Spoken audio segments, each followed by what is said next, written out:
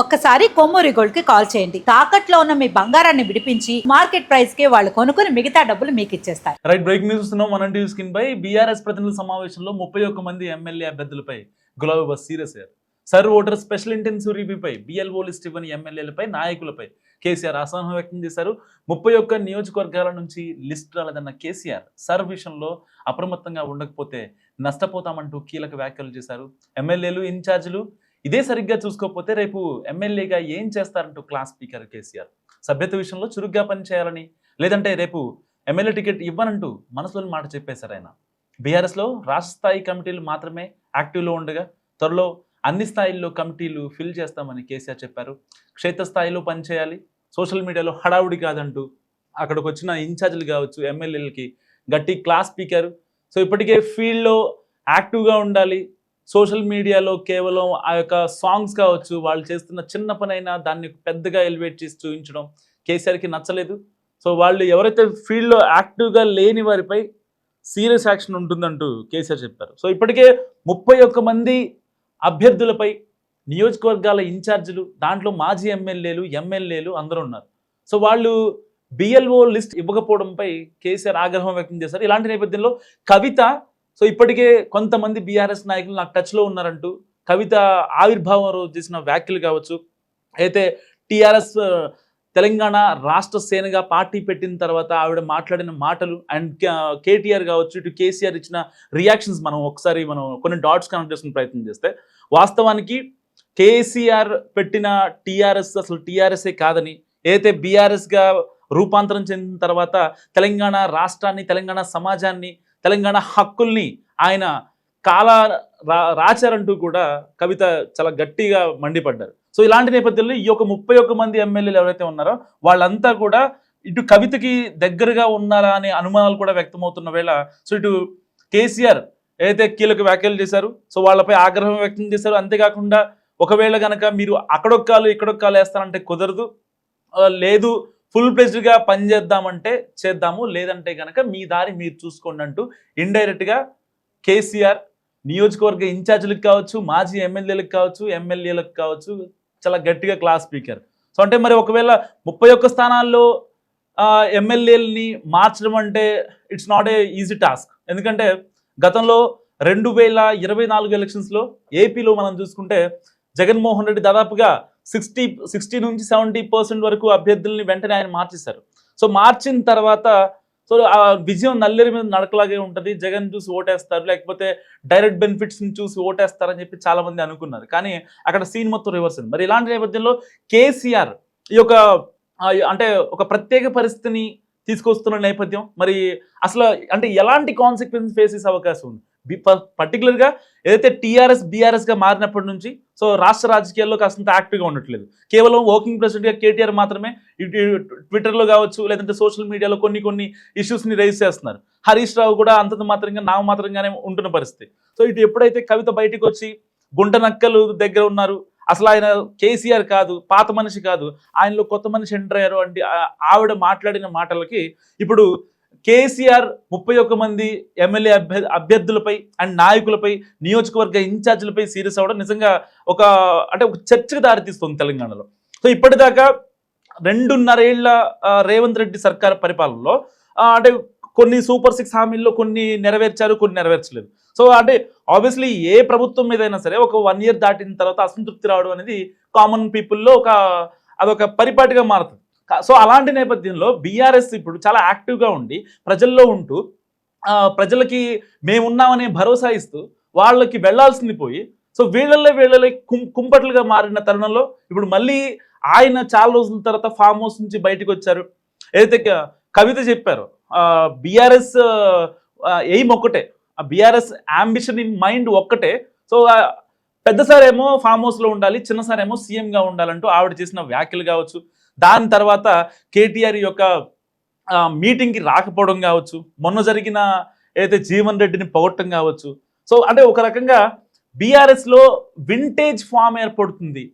అంటే పాత నాయకులు, అవుట్డేటెడ్ పొలిటీషియన్స్ అందరూ కూడా ఇక్కడ బీఆర్ఎస్లోనే ఉంటున్నారు అనే ఒక భావన చాలా మంది ఏర్పడింది.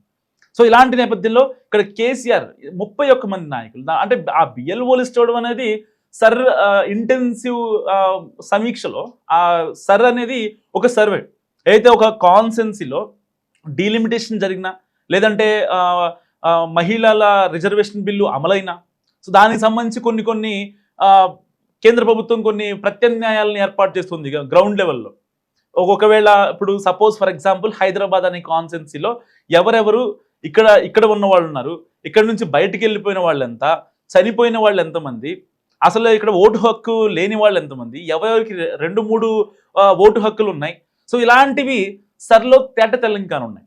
అంటే ఒక ఊర్లో ఒక గ్రామ స్థాయిలో ఒక వార్డు స్థాయిలో ఎవరైతే యాక్టివ్ మెంబర్స్ ఉంటారో, ఎవరైతే యాక్టివ్ ఓటర్స్ ఉంటారో గత 2 సార్లు ఎలక్షన్స్లో 2019 కావచ్చు, 2023 కావచ్చు, లేదంటే ఏపీలో కావచ్చు, తెలంగాణలో కావచ్చు, ఎక్కడైనా గడిచిన 2 కాన్సిక్యూటివ్ టైమ్స్లో ఎవరైతే ఓటు హక్కును వినియోగించుకోరో వాళ్ళ ఓటు హక్కు ఇప్పుడు మురిగిపోబోతుంది సర్వే ప్రకారం.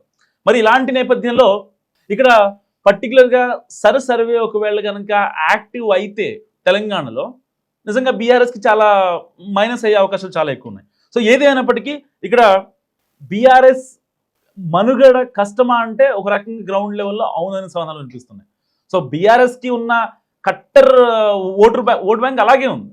కానీ రేవంత్ రెడ్డి సర్కార్ తీసుకున్న కొన్ని నిర్ణయాలు కావచ్చు, ఏదైతే రీసెంట్గా డీలిమిటేషన్ ప్రక్రియ గురించి పిఎం మోడీకి రాసిన లెటర్ దగ్గర నుంచి ప్రియాంక గాంధీ రేవంత్ రెడ్డిని పర్సనల్గా అప్రిషియేట్ చేయడం దగ్గర నుంచి, ఏదైతే బిల్లు పార్లమెంట్లో వీగిపోవడం దగ్గర నుంచి నిజంగా కాంగ్రెస్కి ఒక రకంగా దేశవ్యాప్తంగా కాస్త బలం పెరుగుతూ వస్తుంది.